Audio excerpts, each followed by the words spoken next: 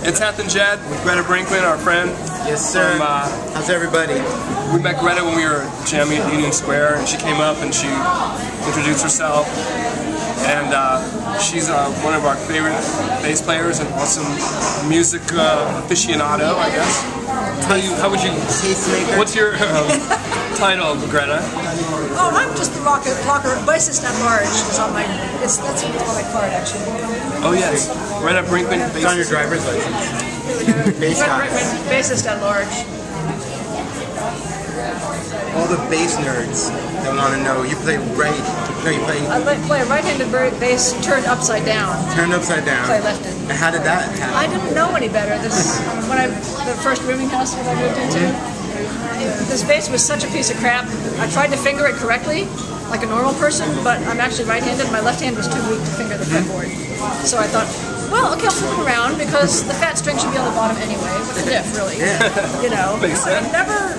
It wasn't until I moved to New York to play for Debbie Harry that I ever thought about making music as a career. It just sort of, I ran away from home at 16 and moved to this rooming house, and someone had left a bass, really crappy little bass behind.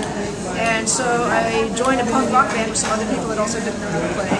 And we all learned how to play together. And then it just became a matter of course. I was always working in a restaurant and playing in a band, working in a restaurant and playing in a band. It never occurred to me not to do that, but it also didn't occur to me that it was going to be a career. Right. Until I got the Debbie Harry gig and then moved to New York. And how did you get that gig? Just friends of friends? The band that I was in, the hardcore band, which was called Unseen Force, toured the States. We played Lawrence, Kansas, where William S. Burroughs was living at the time.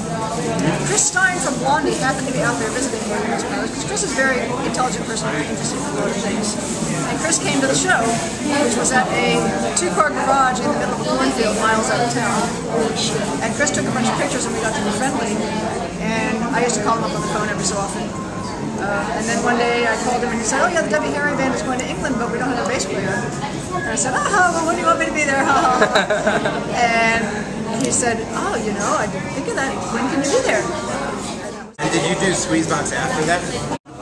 Crazy thing, we were the house band, and each week we had a different drag queen singer. It was kind of a unique thing because at the time, drag queens used to just lip sync along to whatever disco trap or even rock and roll track. But Squeezebox was the case, the very first case, I think, of drag queens singing live to live rock bands. When I'm right, way down, way down.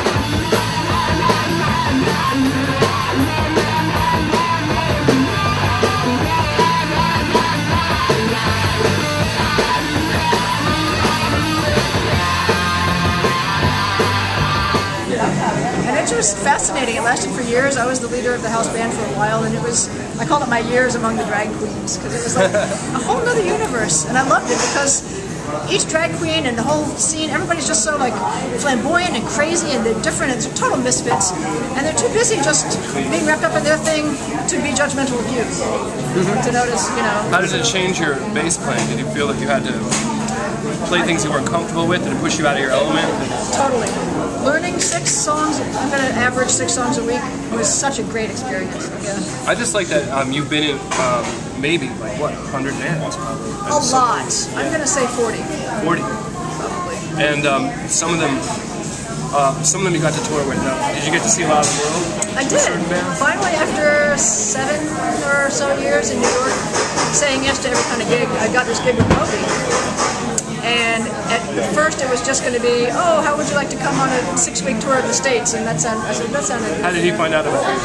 He had seen me play. Oh, it's and I was friends with his bass player. It's all who you know. This is good.